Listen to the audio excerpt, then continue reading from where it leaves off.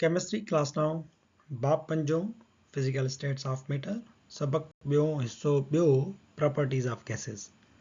आवाया chemistry जो उस्ताद नजीउल्लाह चन्ना आवा के सिंध ऑनलाइन स्कूल में भलीकार असांजे अॼोके के लेक्चर जो मौजू आहे फिजिकल स्टेट्स ऑफ मैटर बाब आहे ऐं उन में टॉपिक आहे असांजो प्रॉपर्टीज ऑफ गैसेस टे जेके गैसुनि जूं प्रॉपर्टीज हुयूं उहे असां हिन ई लेक्चर जे हिसे पहिरें में पढ़ी आया आहियूं हाणे असां हिन लेक्चर जो हिसो ॿियो आहे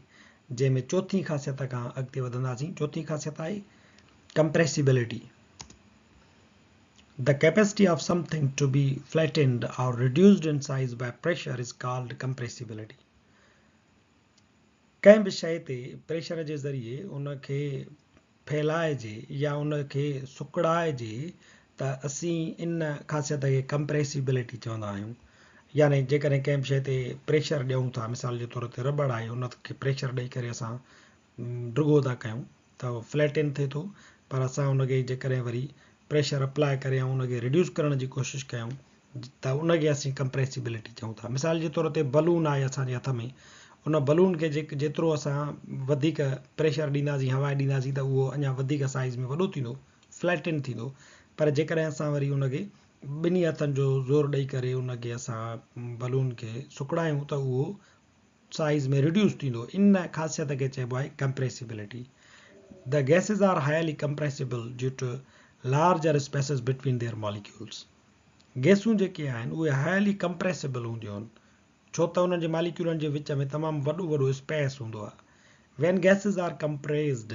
the molecules come closer to one another and occupy less volume as compared to the volume of uncompressed state. गैसुनि खे जीअं जीअं सुकड़ाइबो त उन्हनि जा मालिक्यूल जेके आहिनि हिक ॿिए जे वेझो अची वेंदा ऐं उहे मिक़दार पिणु तमामु थोरो विलारींदा अनकम्प्रेस्ड जेका गैस हूंदी आहे जंहिंखे तव्हां ज़ोर कोन था ॾियो उन जी भेट में जंहिं गैस खे तव्हां कंप्रेस था कयो उहा घटि वॉल्यूम विलारींदी आहे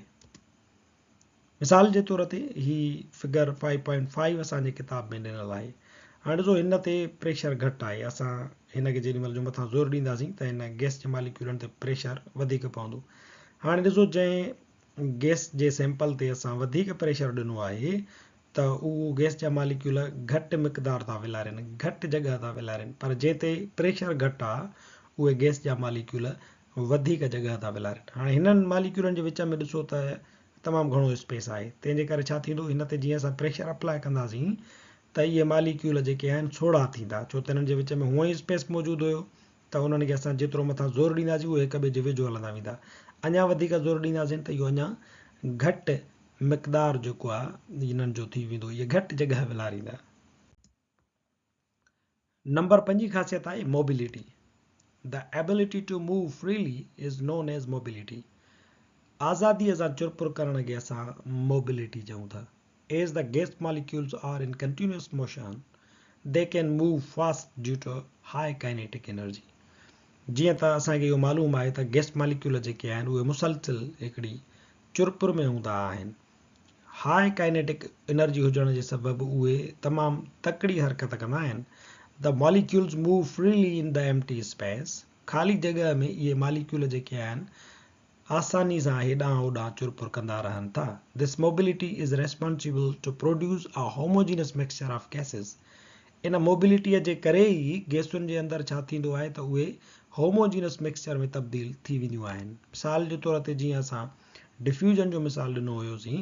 त जेकॾहिं हिकिड़े पासे ॾांहुं असां हिकिड़ी गैस रखूं था ॿिए पासे ॾांहुं ॿी था रखूं ऐं उन्हनि खे छॾ जे विचां सेमी परमिएबल मेम्ब्रेन हुजे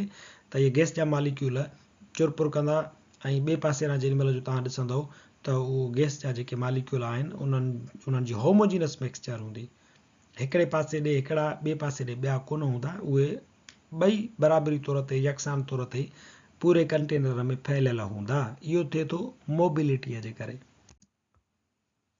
नंबर 6 जेका ख़ासियत आहे उहा आहे डेंसिटी घाटाई the density is degree of compactness or closeness of molecules molecule हिक ॿिए जे केतिरो वेझा आहिनि मालिक्यूल केतिरा ॻुतियल आहिनि इन खे असां चवंदा आहियूं डेंसिटी जेतिरा वधीक गुथियल हूंदा, जेतिरा वधीक मालिक्यूल हिक ॿिए जे वेझो हूंदा, ओतिरी वधीक थींदी आहे density. Gases have low density because of light mass and more volume occupied by the gas molecules. गैसुनि जा मालिक्यूल जीअं त तमामु घणी जॻह विलारींदा आहिनि ऐं उन्हनि जो वज़न घटि हूंदो आहे, तंहिंजे करे असां चवंदा आहियूं त गैसुनि जी डेंसिटी घटि आहे. Gas density is expressed in grams per dm cube. Gram पर dm क्यूब डेंसिटीअ जो यूनिट आहे जंहिंमें असां डेंसिटी खे मापींदा आहियूं. Gases are less denser than liquid. पाणियाठ खां गैसूं घटि घाटियूं हूंदियूं आहिनि. पाणियाठ कहिड़ी बि हुजे, पाणी हुजे या खीर हुजे या के लिक्विड एसिड्स हुजनि या लिक्विड बेसिस हुजनि, उन्हनि जा मालिक्यूल हिक ॿिए जे वेझो हूंदा आहिनि, उहे घाटा हूंदा आहिनि. पर गैसूं जेके आहिनि उहे छिड़ियूं हूंदियूं आहिनि. The density of gases can be increased by cooling. हाणे ॾिसो हेॾां जेको वार्म गैस आहे उहे ॾिसो त तमामु घणी जॻह था विलारनि, मालिक्यूल परे परे आहिनि. पर जॾहिं असां हिकिड़ो ॿियो गैस जो सैंपल खयो आहे जंहिंखे असां थधो कयो आहे, कूल कयो आहे, त उहे ॾिसो मालिक्यूल हिक ॿिए जे तमामु घणो वेझा आहिनि. हाणे ही डेंसर आहे छो त इहो कोल्ड आहे, इनखे असां थधो कयो आहे. ही जेको आहे सो लेस डेंसर आहे छो त इहो गरम आहे. So density of gases can be increased by cooling. असांजी किताब में टेबल 5.1 में डेंसिटी ऑफ डिफरेंट गैसेस जेका आहे ॾिनी वई आहे. मिसाल जे तौर ते ऑक्सीजन आहे.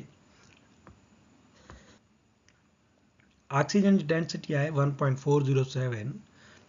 किलोग्राम पर क्यूबिक मीटर. क्लोरीन जी डेंसिटी आहे 3.120 किलोग्राम पर क्यूबिक मीटर. ईअं हाइड्रोजन जी 0.088 किलोग्राम पर क्यूबिक मीटर वग़ैरह वग़ैरह ॾिनल आहिनि. असांजो अॼोको लेक्चर हिते पुॼाणी ते पहुचे थो. वरी हाज़ुर थींदासीं नए लेक्चर सां गॾु.